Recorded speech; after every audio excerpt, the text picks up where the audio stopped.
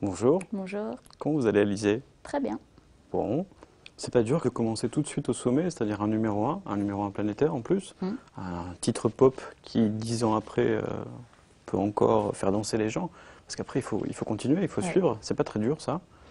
Oh non, au contraire, c'est une fierté d'avoir pu commencer comme ça, parce que c'est pas donné à tout le monde. Et cette période-là m'a appris beaucoup de choses. J'étais à une très bonne école. Maintenant, grâce à tout ça, grâce à cette expérience et à cette histoire, je peux maintenant moi-même faire les choses, produire mes disques et proposer ma vision de la musique aux gens qui sont là depuis le début. Alors le principe c'était que les lecteurs du Figaro.fr vous posaient des questions, Oui. mais il y en a une qui m'a fait rire, c'est est-ce que vous allez enfin rendre les 200 francs empruntés au jeune homme dans le clip Moi Lolita? C'est quoi cette question? Je ne sais pas, apparemment vous empruntez des sous à un jeune homme dans le clip Moi Ouais, dans Lolita. le clip de Lolita. Et en fait, ce jeune homme, c'était mon ingénieur du son. Il n'était pas du tout comédien. Peut-être, je sais même pas si j'ai rendu les sous. Je sais pour. Non, je crois pas que j'ai rendu les sous. D'accord. Justement, pour finir sur la question, est-ce qu'un jour c'est envisageable de re-signer un autre titre ou un album avec Mylène Farmer? Vous êtes resté en quel terme avec elle? On s'est séparés en bons termes, on se voit pas, mais ils ont très bien compris mon envie d'indépendance et mon envie de faire autre chose que leur musique, d'explorer d'autres univers musicaux. Après, on sait jamais ce qui peut arriver dans la vie Bien sûr. pourquoi pas Brobos avec eux, j'en garde un tellement bon souvenir que moi je serais ouverte après. C'est la vie, on sait pas de quoi elle est faite. Qu'est-ce qui s'est passé pour qu'entre moi, Lolita, et maintenant vous êtes considéré comme un demi-dieu au Mexique? Qu'est-ce qui s'est passé pour qu'il y ait des hystéries? Alors après Hervé Villard, parce qu'Hervé Villard aussi est un demi-dieu au Mexique. Qu'est-ce qui s'est passé? Grâce tout simplement à mon idole Madonna, j'ai enregistré il y a 7 ans une émission de télé en France où je chantais la Isla Bunta. Et j'ai un fan qui a eu la très bonne idée de la poster sur Internet.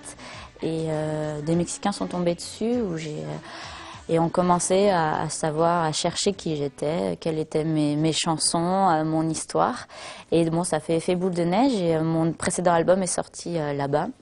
Et donc j'ai un très grand public au Mexique qui est voilà, très hystérique, qui est aussi Ah ouais, très fidèle. qui pose des questions Et en espagnol. ¿Por qué elegir de sencillo Les Collines en vez de Limelight? Pourquoi avoir choisi le titre Les Collines au lieu de Limelight? En espagnol, s'il vous plaît. ouais. Hein. Voilà, alors j'ai des Mais ils sont au questions. courant, en plus, la plupart des fans mexicains sont presque au courant avant les fans français. Ils savent beaucoup de choses, c'est incroyable. Je trouve que l'imagerie autour de l'album est très très stylisée. Il y a un gros travail autour de l'image. Apparemment, vous vous êtes inspiré d'une personne qui s'appelle Eddie Sedgwick, une américaine avec un destin super tragique. La pauvre, oui. Mais qu'est-ce qui est... Alors, parce que son père était maniaco-dépressif, un de ses frères Ouais, s'est suicidé, c'est ça. un autre frère était Elle est alcoolique, morte d'overdose à 28 voilà, elle était ans. anorexique. Aussi, oui. C'est une inspiration un peu Alors, triste pour l'album. c'est tout simple. Sur mon précédent album, j'avais une chanson qui s'appelait 50-60, écrite par Jean Fauque, qui s'était inspirée de la Factory, de toutes ces jeunes mannequins de ces années-là, des années 70-80, et dont Andy Warhol, forcément, je suis fan aussi. Et puis, j'ai demandé à faire un remix de cette chanson, comme je le fais habituellement sur mes singles. Donc David Rubato m'a proposé un remix un peu différent, qui était plutôt une version de nouvelle version de 50-60, qui est un remix destiné au club.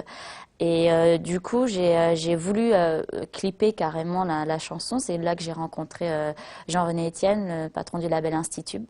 On s'est dit qu'on allait faire un album concept autour de la Factory, parce que c'était grâce à cette chanson qu'on s'était rencontrés. Et j'ai rencontré les producteurs d'Institube, dont les Châteaux Marmont, Rob, Tahiti Boy, toutes ces Super personnes. hype, hein. Là, on est dans la Ouais, hype de chez Hype. et Hein. que je ne connaissais pas d'ailleurs, que j'ai rencontré, que j'ai connu par la suite.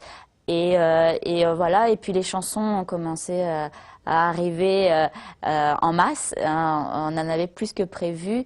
Et finalement, cet album concept est devenu un vrai album autour de cette jeune fille, du double féminin de Warhol. Et bon, forcément, je parlais un petit peu de moi dans les chansons, mais un petit peu moins que sur les autres. Une dernière question.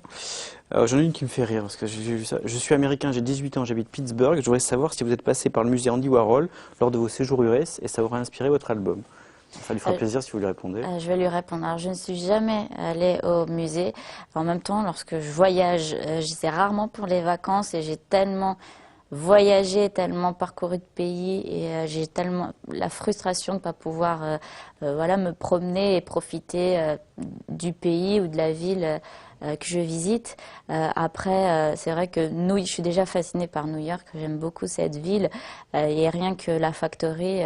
C'est tellement pour moi énorme de pouvoir faire un atelier où des dizaines d'artistes qui sortent de là, on en parle pendant des années et tout ce qui sort de là est bien. Et j'aimerais tellement qu'il se passe encore des choses comme ça. Comment on fait pour passer de la pop à l'électro? Parce qu'en France, on est quand même dans des cases très précis. Je sais que vous avez une carrière internationale, mais en France, on ne va quand même pas vous rater. J'ai vu cependant qu'il y avait les Inrocks, par exemple, qui vous avaient mis en couverture.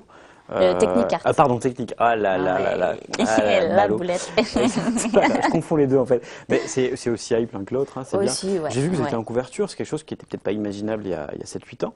Ouais. Comment vous avez Et- la transition se fait comment? Elle se fait naturellement? Vous êtes accueilli comment par les journalistes? Déjà, cette couverture-là, ce qui m'a plu, ce qui m'a séduit, parce que je réfléchis quand même beaucoup avant d'accepter les choses, c'est que déjà, c'était un album spécial mainstream. Et c'est de là d'où je viens moi. Moi, je fais des chansons depuis 10 ans. Je suis populaire, je ne suis pas branchée, donc ça me représentait bien. Et je trouvais ça bien de montrer aux gens que c'est pas parce qu'on fait des choses populaires qu'elles ne sont pas de qualité. Mais j'essaye pas non plus de faire des choses à l'opposé de ce que je suis, parce qu'après j'aurais du mal à les défendre. Qu'est-ce qu'on peut vous souhaiter pour conclure? Que les 10 prochaines années soient les mêmes que les 10 premières. À l'identique. Aussi bien, en tout cas. D'accord. Good luck. Merci.